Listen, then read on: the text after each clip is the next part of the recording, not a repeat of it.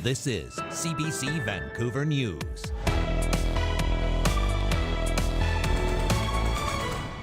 Nearly a week later, the bodies of 3 people killed in the helicopter crash near Terrace have now been recovered. Plus, flooding deja vu. The fields are completely submerged underwater where you're only able to see, 4 to 6 inches of the canes. Farmers in the Fraser Valley are once again watching their fields turn into lakes. Also, a food bank on the brink of closure. Day by day, we need bigger. More people is coming, no space. Soaring demand is eclipsed by soaring rent. A nonprofit struggles to stay open for those who need it. Hello, I'm Tanya Fletcher. Thanks for joining us. A somber update to last week's helicopter crash outside Terrace. Crews have now recovered the bodies of the 3 people who died. The pilot and 2 Italian nationals were killed when the chopper crashed 6 days ago. 4 others, the ski guide and 3 other Italian tourists, were injured but did survive. One of them managed to radio for help from the helicopter after it went down. It's still not known what caused the crash. A snowmobiler has been killed in an avalanche in the North Rockies near Chetwynd. It came down on a group of snowmobilers in the Hassler riding area yesterday. One was buried and never made it out, despite rescue attempts by the others. Avalanche Canada warns of dangerous conditions across most regions of BC as this weekend's warm, rainy weather continues to loosen the snowpack. Well, from avalanches to floods, the Sumas River in the Fraser Valley is now under a flood warning. The BC River Forecast Centre says the Nooksack River, just across the border in Washington state, has reached local flood stage and that there's been spillover into the Sumas River watershed, about 20 kilometers south of Abbotsford. One blueberry farmer whose crops were drowned by the 2021 floods says fields are already flooded from all this rain. Fields that they moved forward with recovery efforts and replanted their fields with new plantings. The fields are completely submerged underwater where you're only able to see, 4 to 6 inches of the canes. Environment Canada says snowmelt from above seasonal temperatures is adding to the potential for flooding and landslides. Meanwhile, wind and rainfall warnings are covering parts of the North Coast, while special weather statements are in effect for most of the South Coast. Our Darius Mandavi takes us through the next round of heavy rain headed this way.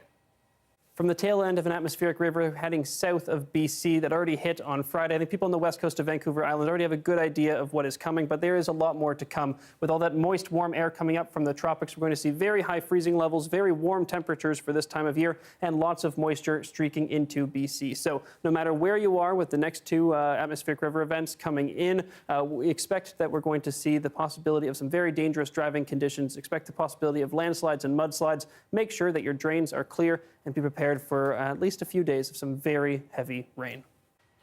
Turning to East Vancouver now, a man has been found dead and another man has been arrested.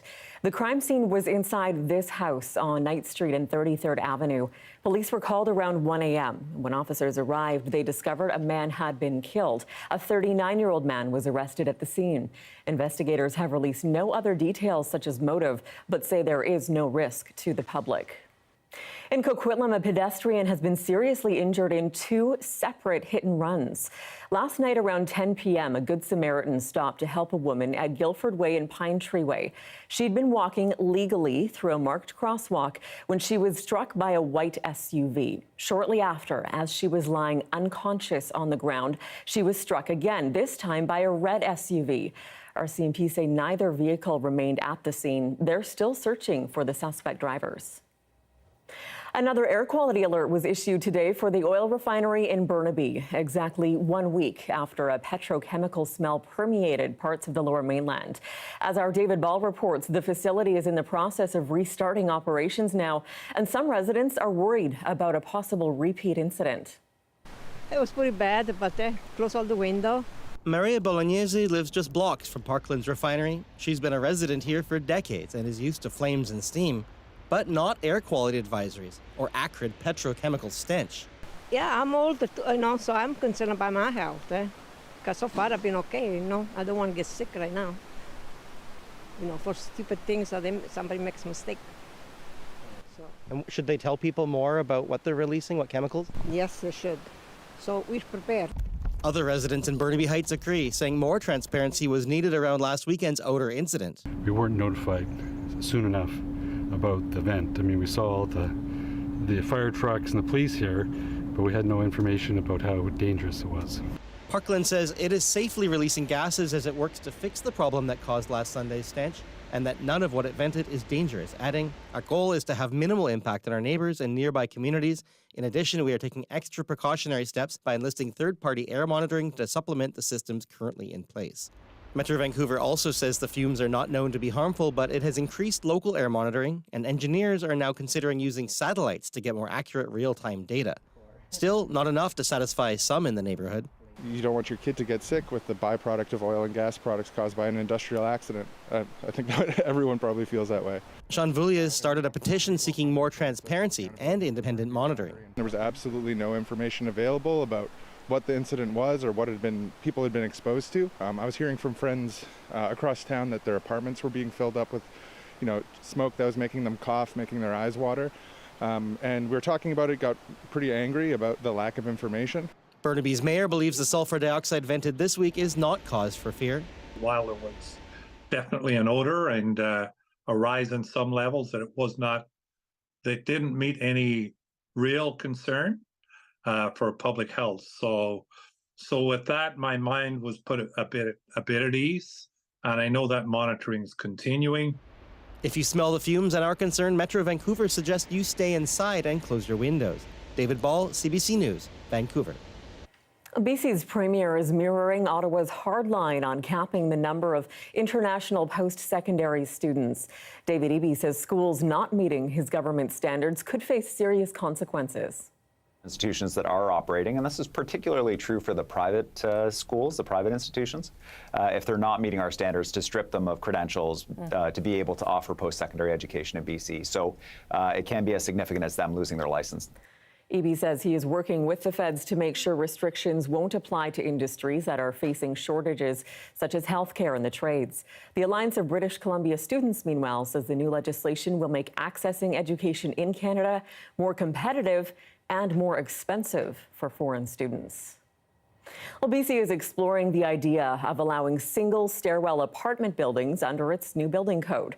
As Claire Palmer explains, it's a move experts say could help make affordable housing easier to build. Single egress buildings like these remove the main hallway that is a part of most conventional North American buildings. Experts say that removing this will help manage cost, and the province is hoping this will help build affordable housing faster. It's a really great opportunity to address multiple priorities, most importantly managing cost, but also addressing climate and affecting beauty and social interaction opportunities inside a building. Most apartment building layouts in North America are hotel style, with a central corridor and a fire exit on either side. This requires a large building footprint with multiple lots and makes developments more complex to construct. Yute Lee is a content creator and sits on the board of BC Housing. He says that the hotel-style layout contributes to a shortage of multi-bedroom apartments while favoring one-bedroom and studio units. And this shortage of family-friendly apartments is where I really see the potential of point access block buildings. The advantage of single-stair buildings, which are allowed in cities like Seattle and New York City, would be smaller projects that are more feasible for multi-resident homes. Some say this design could mean an increased fire risk. However, Boston says that's based on outdated ideas of fire security. So what has not happened is we haven't kept up with all of these iterative improvements in strengthening fire prevention. Now what we are seeing the BC government doing is commendably looking at finally updating the building code to allow a single egress. The request for proposals process will be open to consultants until February 22nd. Claire Palmer, CBC News, Nanaimo. For the past 4 years, a not-for-profit in New Westminster has been feeding those in need twice a week. But now with rising rent and growing operational costs, the food bank may be forced to shut down. As Janella Hamilton reports, it comes at a time when food insecurity in BC is at an all-time high. Mohammed Amin Ahmadi tries to sort through boxes of donated food in this small space he rents from a local church. There's too much stuff, not enough space, unfortunately. He says Hope Omid, a grassroots food bank he started with his family during the pandemic, is seeing more and more people line up for food hampers. At least 150 family per week, minimum, we provide the food. Right now, so day by day, we need bigger. More people is coming, no space. The mayor of New Westminster says today thousands of people who live in the city rely on food banks. Incomes are not keeping up with inflation right now. That's a big thing across the city, especially people who are suffering with poverty or living on low incomes. They're not being able to keep up with their bills. They're not able to keep up with the cost of living. Jim Goring has been volunteering with Hope Omid for 2 years.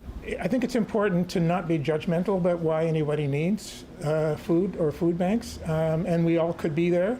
Ahmadi says the small food bank has started to see an influx of families and working professionals struggling to make ends meet. That financial pressure also being felt by Ahmadi himself. He's been paying thousands of dollars out of pocket in operating costs at both the food bank and this nonprofit thrift store he opened in 2018 to help newcomers to Canada. Right now, unfortunately, we cannot afford the rent.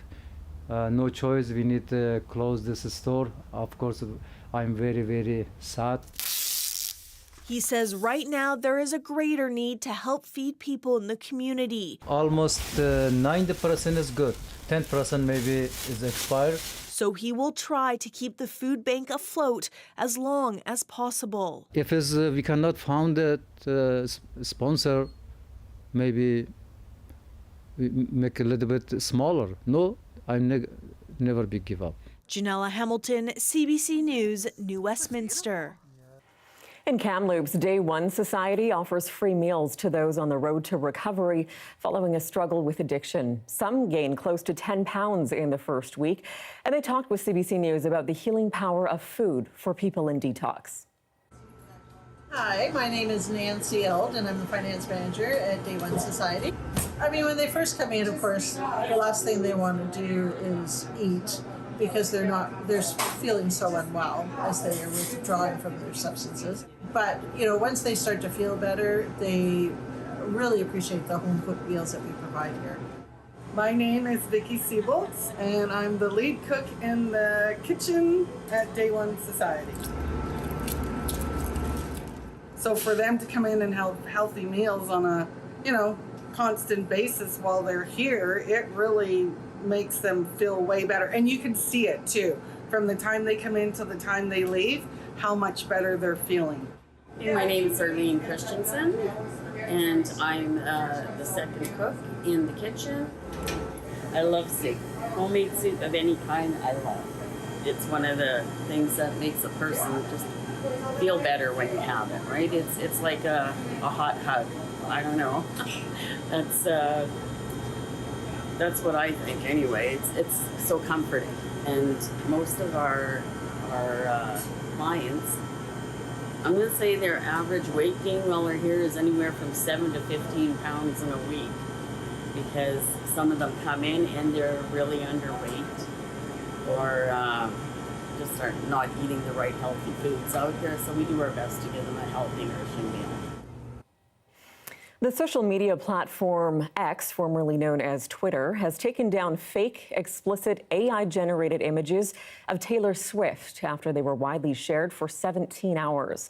But the pop star is far from the first victim of computer-generated pornography. The CBC's Yvette Brand looks at some attempts to tackle it. Millions saw explicit images of U.S. pop star Taylor Swift in their social media feeds, and that prompted concern all the way to the White House. We are alarmed by the reports of the circulation of images that you just laid out. The social media site X scrubbed the images and issued this statement.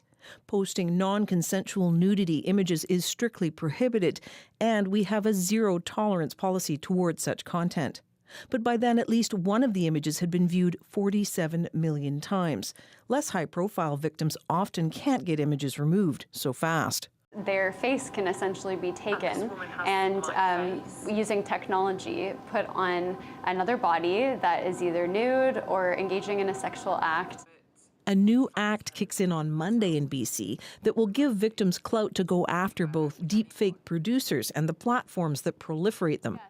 The Intimate Images Protection Act carries fines of up to $100,000. It creates an expedient and accessible process for individuals to get images taken down from the internet. Experts say it's the toughest tool so far in Canada. Because it addresses maybe more forms of non-consensual images like deepfakes, AI images, and live streams. These are the things that are often not addressed in other Canadian and worldwide legislation. But the legislation relies on victims coming forward. Because a lot of us just suffer in silence and are made to feel like this is a part of being a woman or a gender diverse person. And not everybody has the clout and the resources of a pop music megastar to defend themselves. Yvette Bren, CBC News, Vancouver.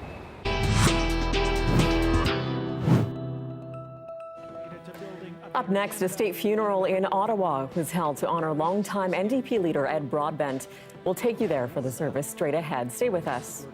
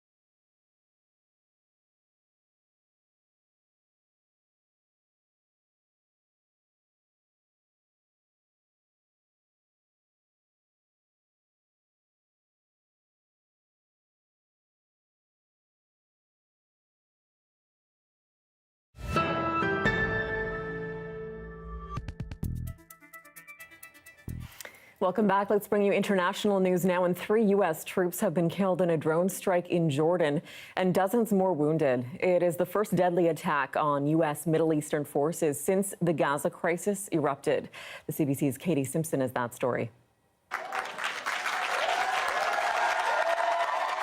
Out on the campaign trail, U.S. President Joe Biden had to briefly pause his re-election pitch to mark and mourn the loss of U.S. soldiers, honoring the dozens injured, too.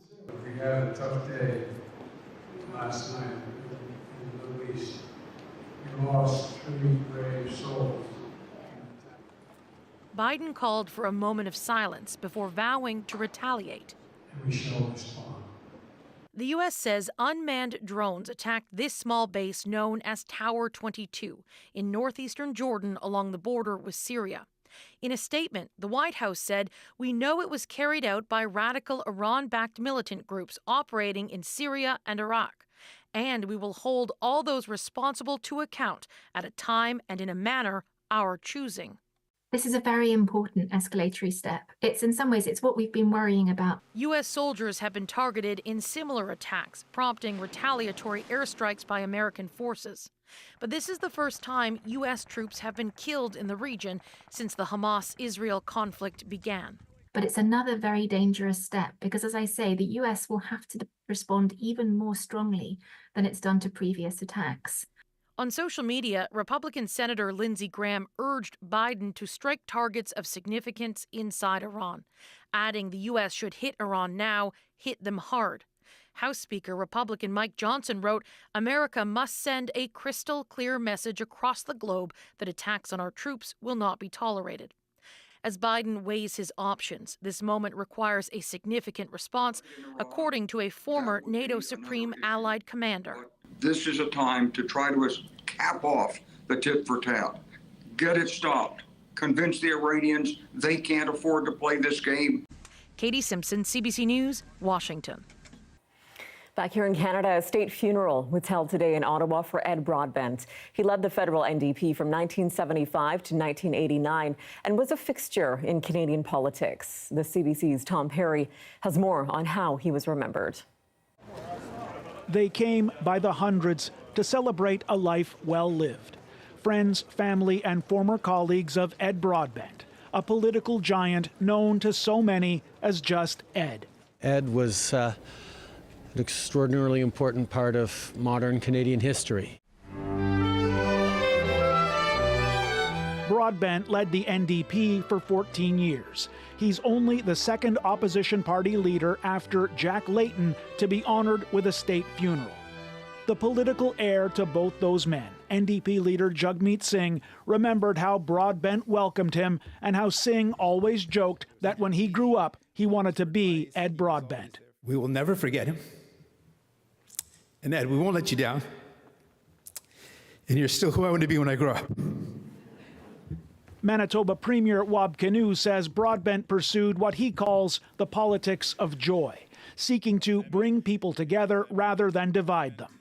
I hope for the sake of our country that more of our leaders speak to us Canadians the way Mr. Broadbent did, by appealing to our better angels. Ed Broadbent, I hope we will see you again.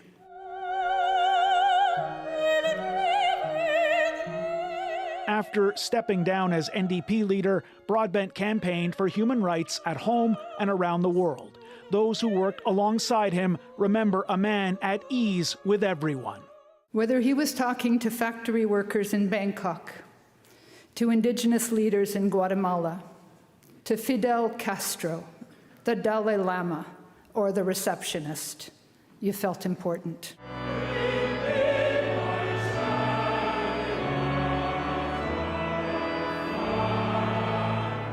Broadbent remembered as well for his love of music, his quick wit, and his taste for cigars. But above all, as a man dedicated to building a better Canada and a better world. Tom Perry, CBC News, Ottawa. You're looking at a live shot of the Port of Vancouver, and we enjoyed a brief reprieve from the rain today, but yes, another atmospheric river is on our doorstep. We'll time it out with your 5-day forecast next.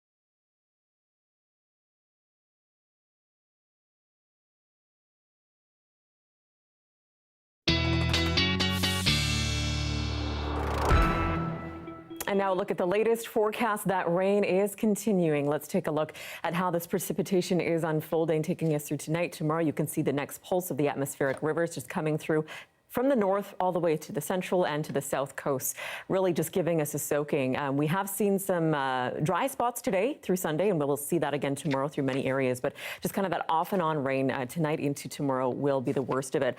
The other marking of this system, though, is just the temperatures. Our freezing levels are extremely high for this type of system because of this type of Pineapple Express, where we see those warmer temperatures. In fact, Sechelt was the hot spot in Canada, 14 degrees Celsius today. So Environment Canada is calling this a long episode of rain. We've got rainfall warnings in effect for Howe Sound. This is all the way from Squamish to Whistler up to Sea to Sky as well. So we are going to see a lot of more rain continue. Here's our overnight lows, and I want to point out we don't see any negative digits there. That is very unusual for January. For example, in Prince George, the overnight low 7 degrees. It's usually minus 12 on average. And looking at our daytime highs tomorrow, look at Fort St. John. The high is going to be 11 degrees. Chelsea's, it's usually -8 for the daytime high. So just these warm temperatures are really taking effect right across the province. And for Metro Vancouver, we'll see another 10 to 15 millimeters of rain tonight, as well as Monday night. Some breaks, possibly a blue sky in the meantime, but otherwise that rain will continue. And that is your late news for this Sunday, January 28th. For news anytime, anywhere, you can download the free CBC News app. And you can always find us online as well. We're at cbc.ca/BC. Thank you so much for watching this weekend. Good night.